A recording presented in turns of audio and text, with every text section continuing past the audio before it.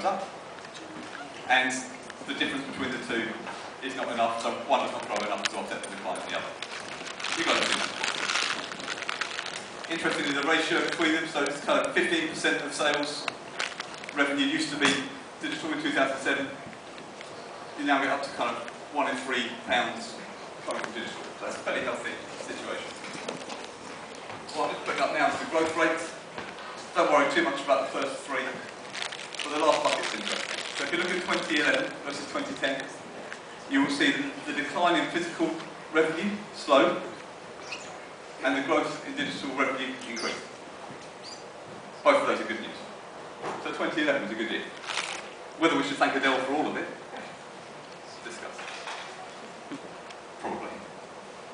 Therefore, the overall music market, having fallen 7%, 8%, 9%, only fell 4% last year. So you could infer from that we're getting towards a position where music might start growing again, which is a very different conversation to the conversation we've been having at the Great Escape for the last 4 years. There's always been a conversation around kind of stabilising the decline, but actually we might see some markets starting to grow again. To kind of set the tone for today, I want to look at 5 markets kind of just as an overview. Being an economist by background, we always look at GDP. This is what I do when I go home, I draw maps like this. No one laughed quite as hard as I hoped at that. Someone thinks it's true. It's not true. It's really tough. Really tough. Okay, so this just shows kind of where wealth is found globally on a kind of square footage basis. And what we're really saying is there's a lot of money in the US, a lot of money in Japan, a lot of money in the UK, France and Germany. So those would be 5 natural markets, they're big music markets, there'd be 5 to talk about. Except that we're here in Brighton, Japan's a long way away. So we're going to talk about Sweden instead. Just a different market. That's a long time to do that, but that's not like it. I may or may not have had wine at lunch. A perspective on 5 markets. So let's be clear. How many people are in each of these countries? It's a really, really obvious point. But there are 5 times as many people in the US as there are in the UK. So you can access 5 times as many people if you're in the US as opposed to the UK. So why is Spotify doing really well in the US? Why is it boosted numbers dramatically? It's a big country. So a low proportion of people signing up is a large number of actual people. Really sensible, really easy. And we've just got the populations there for these countries. Why is Germany up there? Germany, 80 million people, UK, 60 million people. You've probably read in Billboard last year that the German music market overtook the UK music market domestically. So the UK fell from being the 3rd biggest market in the world to being 4th. I think the stories were all about the negatives of the decline in the UK setup. The fact that we were ahead for quite a while, maybe not bad. You'll see where this comes in a moment. So this is total revenue. Where's the money in music? So you've got 2010, 2011 next to each other for 5 countries. The red is digital revenue, blue is physical revenue, and you can just compare across. So US, physical fell, digital grew, and that's how the market goes. And as you can see, the US is a big market. Germany, France, Spain, sorry not Spain, Germany and France, UK, Sweden. But you can just see the relative size of these markets. So when you talk about international opportunity, you've genuinely got to think about how many people you can reach. You've got to think how much money is there in that market. You've got to think about the split between physical and digital. Because increasingly, the share of revenue coming from digital is growing. That's what our first slide showed us. And what we really want to understand, a physical opportunity is hard to do across borders. You have to make CDs, you have to ship them internationally, which isn't cheap. You have to store them internationally, which probably isn't cheap. You then have to destroy them so they don't get sold, which again isn't cheap. Contrast that with digital. Then you've got the opportunity to actually sell something with far less risk associated. There's slightly less cost, but the main cost of recording anything is always up front anyway, so that's not really the argument. It's more about reducing risk in crossing borders. But rather than it taking 6 weeks to ship your stuff from here to America, you can put something online now. You can put it on Facebook, wherever you want to put it, and it is available to a large number of people very, very quickly. And so this just shows kind of the ratios between physical and digital last year and this year. You can really see big differences between markets here. So Germany, 16% of revenue is digital. US, 55%. Those are two very, very different markets. And I'm going to draw attention to, well, the UK is kind of somewhere in the middle of those two. But Sweden's interesting. So Sweden has changed from being 30% digital last year being 2010 in this context, to now being 50-50 in 2011. Which is interesting given the uniqueness of that digital market there. You've got Spotify doing phenomenally well and accounting for a large portion of that digital share. We'll talk more about that in a minute. We looked at population stats. What happens if you pull out total revenue divided by population and say, okay, what's your average music buyer worth? In fact, sorry, what's the average person in population worth? And what you find is that the US, on a per head basis, don't do anywhere near as well as the UK, or as any of the other markets. So while Sweden's a very small market, their average revenue per person is higher, which is important to know. It's too crude to look at that and say, if you could pick a fan from any country, where would you want them to be from? But you can kind of see willingness to spend money on music, which is quite a good indicator of the markets you could possibly be going after, if you're looking to make money out of music. Just to put these in context, because we're only looking at 5 markets, we've just said how they rank comparably globally. So for revenue for digital per head of population, the US is the 2nd best market in the world. For physical, they're the 18th best market in the world for monetising CDs. Germany, not very strong on digital, very strong on physical. UK, fairly strong on both. France, mid-table, Crystal Palace in this situation. And then Sweden, again, strong on digital, not so strong on physical. That's really what you'd expect. Just to put those in context there. The interesting bit for me is, if the opportunity is digital, and don't get me wrong, so I'm deliberately showing these as stacked bars, so I'm not saying the whole opportunity is digital. It absolutely drives me to despair when someone says, it's all about digital now. In fact, they've more than that, they say it's all about online, and they say it's all about singles. But it's not all about online, and half the money coming from online nowadays, for a la carte at least, is from apples. So there's a lot of misconceptions around digital. Firstly, there is everything. So you spend all your time thinking about it, working out how to engage with it, when actually a good chunk of revenue is still coming from physical. And it'd be a real shame to neglect a perfectly reasonable medium and to pay good money for the sake of thinking about what's new and what might happen next. There's certainly a risk in these contexts that we think about where we're headed and forget where we are. So just put that out there. But one of the interesting things for me, that digital opportunity, as I've said, you can cross borders very quickly. You can make music available anywhere. So what I want to say now is, okay, having said that's roughly how the land lies, how do you go and take that opportunity? That's more interesting. Right, lots of numbers. How do we go and make some money out of this? So I'm going to show you some work from our EMI's Consumer Insight team. To put this into context, we've done 800,000 interviews globally over the last 3 years, which isn't bad. Next time you hear someone say that record labels don't put money into research, can someone please remember that stat? 800,000 interviews globally. It's bigger than most companies that I know of that do that kind of thing. And I should be very clear, I had nothing to do with any of it, someone else was. Essentially that means someone was filling in one of our surveys every 2 minutes for the last 3 years, on average. It's quite a lot of market research. I'm just going to take you through a couple of bits of that now. I haven't got the exact sample sizes for each of these markets, but it's 10,000 people roughly in each country. Trust me, it's massively statistically robust. And if anyone wants to quiz me on error margins and things afterwards, that stuff's just not for everybody.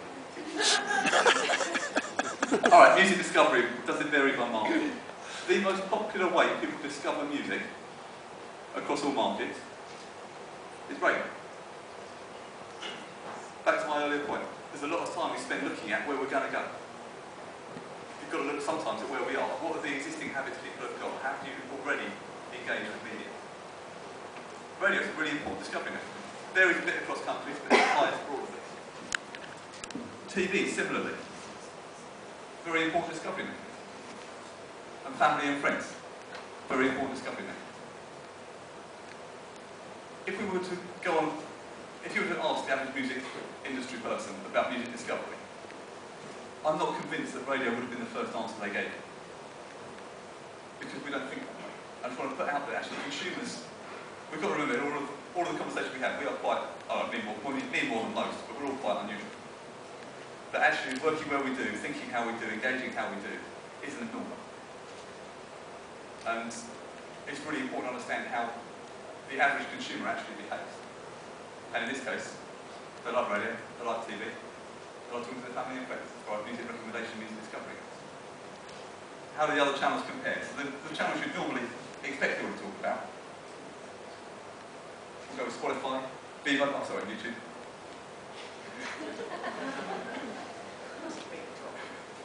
For those who didn't hear that, he said that's a big drop.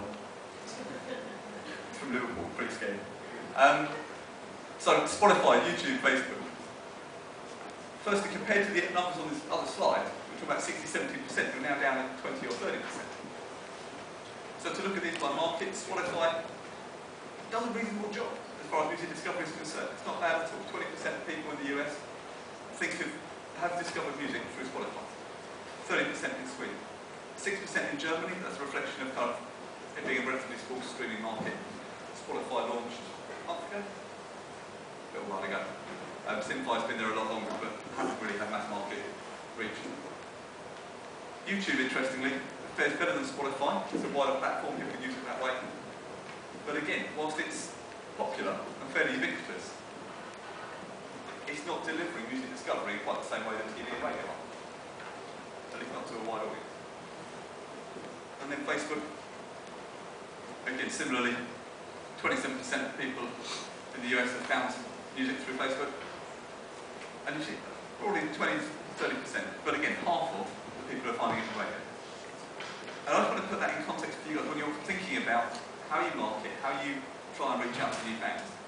It's quite important to understand the distinction between what old media still achieves and what new media gives you. They give you completely different things as well. So Facebook, we're going to talk about the analytics you can do, the data you receive back in, what you can learn from that. So there's huge value to that interaction. But it's not the most prominent way people discover. So if your entire strategy is to ignore radio, ignore TV, and go for Facebook, I recommend looking at that and saying, actually, what can I do to reach people where they already are? I think there's a lot to be said for that. So one last thing, music discovery. How do they discover? And what do they do next? So after you've discovered, this is where the new media side of things comes in. A third of people in the US go on Spotify, streaming. Sorry, go on Spotify, go on to streaming services, not description. Broader bucket in Spotify.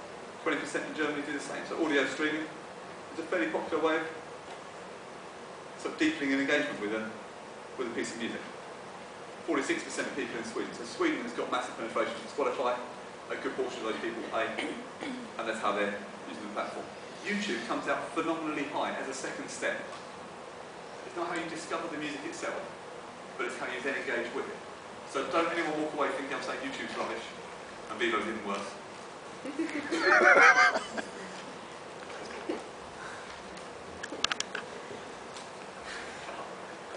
So, pardon me, sorry, private joke. So YouTube is a very important second step. It's really important to actually have a decent kind of, I wish you weren't in my eyeliner when I looked at that slide. I'm going to stand back here. So YouTube's a really important platform, but it's really important as a second step, not as a main discovery step. And then interestingly, do people go and buy, was the question. So do you then go in the store and purchase? And you see 1 in 5 people who have at some point found music have gone into a store to go and buy it. My point again being, digital is not the only opportunity. Having said 4 or 5 times now, digital is not the only opportunity. I guess we're going to talk about for the remaining time. So I should introduce my co-comedians. So Dana Al-Salem, do you want to introduce yourself? It's probably safer than me doing an introduction. Sure. Hi, my name is Dana Al-Salem. I run a company called Fan Factory. Hi, my name is Dana Al-Salem. I run a company called Fan Factory. We specialize in building fan bases for brands, for artists, sports teams, etc. And we also do data analytics, and we help our clients understand their markets and where they should be, and how to better engage with their communities to grow consumer following very, very rapidly. So usually our tools can grow their consumer bases 8 to 10 times faster than their social media managers can. This being said, I think we should have a discussion about the term digital and social media, because I'm a strong believer against that. But I'll let my colleague introduce himself first. I'm Eric McKay, Director of Business Development and Business Affairs at Vivo, based in the London office. We're an American company. We have Vivo owned and operating platforms as vivo.com, available across mobile devices and connected devices such as Xbox, Google TV, Boxy. We're also available through a partnership with YouTube, with the #1 music video platform in the world. So Chris can reel off all the stats he wants about YouTube. Actually, those stats are probably Vivo on YouTube. So it's fine, I'll forgive him. But yeah, so we are currently in 6 countries as Vivo owned and operated, being US, Canada, UK, Ireland, Australia and New Zealand, which was launched 3 weeks ago. And I think the point of me being here is to give the really gloomy, bleak side of why it's actually quite difficult to be global, but also understanding where your market is and how you prioritise these different territories. Okay. So, Donna, you do fan-based growth for this digital stuff. You got to comply. I'm going to keep my microphone. You got to comply. I'll pick my favourite to keep going. Right, before we do this, actually, who's in the audience? Have we got bands in the audience? Anyone here bands, involved with bands, managers of bands? Alright, let's make this easier. Who's not going to partake if I ask them to raise their hand? Sorry, listen. Labels? Publishers? Songwriters? Journalists? Marketing people? Biz dev people? Okay, so quite a mix. I'm sorry, lawyers. We've got 2, I'm saying. So, okay, so we've got quite a mix. Right, if you were a band with no money, currently based in the UK, how would you grow your UK fan base online? Well, you can call us. Okay, any thoughts on no money? If you are a band on a very low budget, I think we need to maybe backtrack a step and just talk about what digital and what social means, etc., etc. Earlier on, I was basically saying that I've been in the tech industry since '95, and I've seen terms come and go. I've also seen lots of platforms come and go, I think what's very important is we need to demystify the term digital and understand what it really means. Essentially, it's all tech. And basically, it's a series of platforms. Every 6 years, there's some kind of rehaul, and there's a new way of communicating or engaging with your consumers. What also remains a reality is reach, sales, raising engagement. That's a constant. And there are many, many tools out there you can use. And in terms of using the most effective tools and the cheapest ones, if you were a small band, you still have, those core platforms that are really important, like, Facebook and Google and YouTube and Evo and these types of very core platforms. And then you have, secondary platforms that may be more specialized in music, like SoundCloud, like Songkick, et cetera, like Spotify, et cetera. The important message I wanted to get across is that there is no mystery behind digital and the term data. It's just about doing your homework, and it's about understanding first and foremost where your markets are before you actually decide to go out and communicate and engage with them. So step number 1, before you even start thinking about how do I communicate, what do I say, what tools do I use, how do I measure it, is to sit down and actually look at the existing information on your core followers. You can have 200 people following you on an email list. It's enough to just understand where are your fans, and to a certain extent understand how committed they are. Are they hardcore fans? Are they casual fans? Are they passive fans? Could they potentially be future fans? Because that's how fan behavior works in egocentric circles. once you understand where your market is and to a varying degree how engaged they are, you can then start applying the ideas of how do I communicate with them with these various tools and the regularity at which you communicate with them and better grow them in a more efficient way. And just on that, how do you go from having a mailing list of 200 to then understanding? Do you just ask them? Yeah, if you had a mailing list of 200 and you didn't create a Facebook page and you didn't have a MySpace page, well, I'm not even sure if we can even talk about that anymore. But if you have a MySpace page or a Facebook page or anything like that, it's fairly easy to get a quick overview of where you feel they are. If you only have an Excel file with emails that you've collected in some pub after some gig you've done, it's enough to understand where they are. Because that will guide you in the language you use to communicate with them, how do you communicate with them, etc. And if you are really using an Excel file with a list of emails, I highly advise you, because it makes your life far easier to actually start absorbing all of your fans into a central area. And that can be Facebook, it can be MySpace, it can be your website registration, but start centralizing them so you can actually start measuring the information. One of the things we were actually talking about before the panel started was, I think especially with a lot of bands, you have your influencers, you know who you want to be, you know who you think you are. One of the things about actually asking these 200 people, for example, just basic questions and starting a conversation is, who do they think you are? Because at the end of the day, you're a brand. If you're trying to sell yourself in a certain way, and your 200 fans don't look at you like that, you're completely marginalising yourself, and you suddenly become unattainable.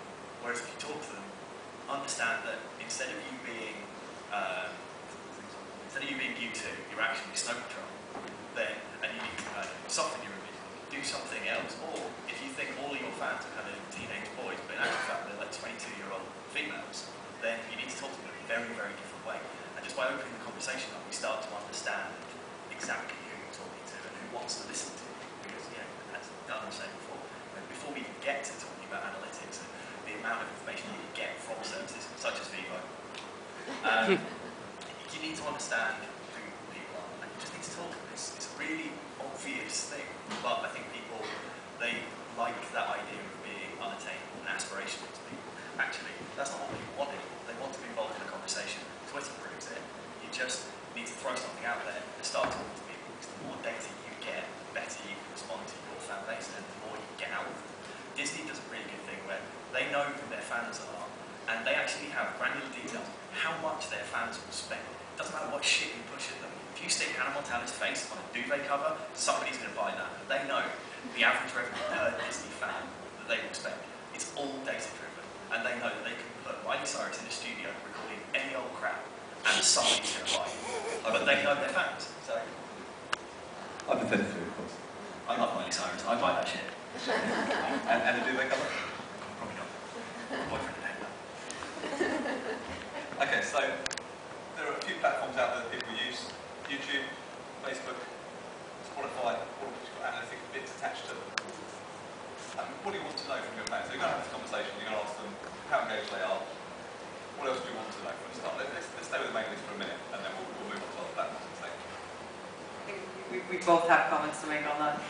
It depends on the tools you use. So if you have a website and you are clever about getting a friend of yours, let's say you're on a cheap budget, to plug in analytics quite deep